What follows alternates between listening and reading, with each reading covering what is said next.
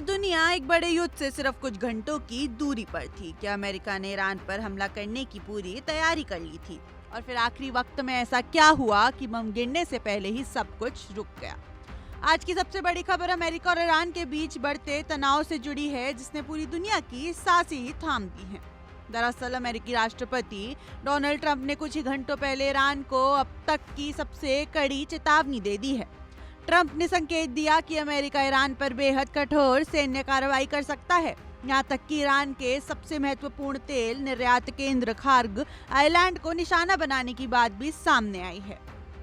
संदेश बिल्कुल साफ है, समझौता करो वरना ऐसे नतीजों का सामना करना पड़ेगा जो पहले कभी नहीं देखे गए हैं। लेकिन इसके तुरंत बाद ईरान की तरफ से भी तीखी प्रतिक्रिया आई। ईरान सांसद के स्पीकर और तेहरान के प्रमुख वार्ताकार ने सोशल मीडिया प्लेटफॉर्म एक्स पर अमेरिका को चेतावनी देते हुए कहा कि अगर वॉशिंगटन ने जल्दबाजी में फैसला लिया तो वे खुद को एक अंत दलदल में फंसा सकते हैं। उन्होंने कहा कि किसी भी गलत कदम से ऊर्जा ढांचा और वैश्विक बाजारों में विस्फोटक स्थिति पैदा हो सकती है। और फिर उन्होंने एक बेहद अहम लाइन कही, आप एक अलग ईरान देखेंगे। यानी दोनों तरफ से बयान इतने आक्रामक थे कि दुनिया को लगने लगा कि अब तो सैन्य टकराव लगभग तय है।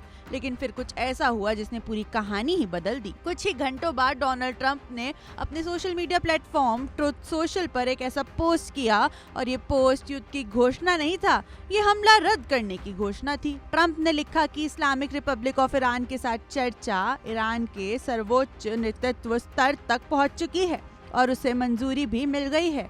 इसी वजह से उन्होंने आज रात ईरान पर होने वाले निर्धारित हवाई हमलों और बमबारी को रद्द करने का फैसला किया है। जरा सोचिए, हमला तय था, बमबारी की योजना भी बन चुकी थी और फिर आखिरी क्षण में सब कुछ रोक दिया गया। ट्रंप यहीं नहीं रुके, उन्होंने दावा किया कि अंतिम समझौते के प्रमुख बिंदुओं को अमेरिका, इजराइल, सऊदी अरब, यूएई, कतर, तुर्की, पाकिस्तान समेत एक दर्जन से ज्यादा देशों की मंजूरी भी मिल चुकी है। अगर ये दावा सही साबित होता है तो पूरे क्षेत्र के लिए एक ऐतिहासिक समझौता हो सकता है। लेकिन कहानी में अभी भी कई सवाल बाकी हैं दोस्तों। सबसे महत्वपूर्ण बात यह है कि अमेरिकी नौसैनिक नाकाबंदी अभी भी जारी है। ट्रंप ने साफ कहा कि नाकाबंदी तब तक पूरी ताकत के साथ लागू रहेगी जब तक समझौता अंतिम रूप से साइन नहीं हो जाता। समझौते पर हस्ताक्षर कब होंगे और कहां होंगे, इसकी जानकारी अभी तक नहीं दी गई है। और सबसे बड़ी बात, ईरान ने अभी तक ट्रंप के इन दावों की आधिकारिक पुष्टि नहीं की है। ईरान के विदेश मंत्री अब्बास पहले भी कह चुके हैं कि दोनों देश एक समझौते से बहुत दूर भी हैं और बहुत करीब भी। यानी तस्वीर अभी भी पूरी तरह साफ नहीं है। और इस पूरी कहानी का सबसे बड़ा वाइल्ड कार्ड है इजराइल। पिछले साल भी ट्रंप ने संघर्ष विराम की घोषणा की थी, लेकिन कुछ ही घंटों बाद इजराइल ने नए हमले शुरू कर दिए थे। उस वक्त खुद ट्रंप को सोशल मीडिया पर पोस्ट करके कहना पड़ा था कि इजराइल वे बम मत गिराओ। यानी मध्य पूर्व की राजनीति में आखिरी क्षण तक कुछ भी बदल सकता है। ये सिर्फ अमेरिका और ईरान की कहानी नहीं, क्योंकि स्ट्रेट ऑफ हॉर्मुज से दुनिया के लगभग 20% तेल शिपमेंट गुजरते हैं। अमेरिकी नौसैनिक कार्रवाई के कारण पहले से 100 से ज्यादा जहाजों को अपना रास्ता बदलना पड़ा है।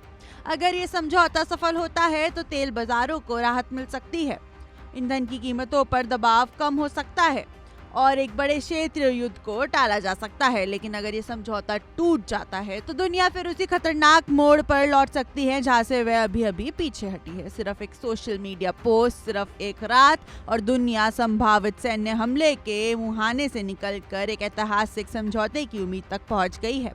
अब सवाल सिर्फ इतना है, क्या ये शांति की शुरुआत है या फिर किसी और बड़े टकराव से पहले का सिर्फ एक विराम? आपकी इस पर क्या राय है, हमें जरूर बताएं। आप देख रहे हैं वन इंडिया हिंदी।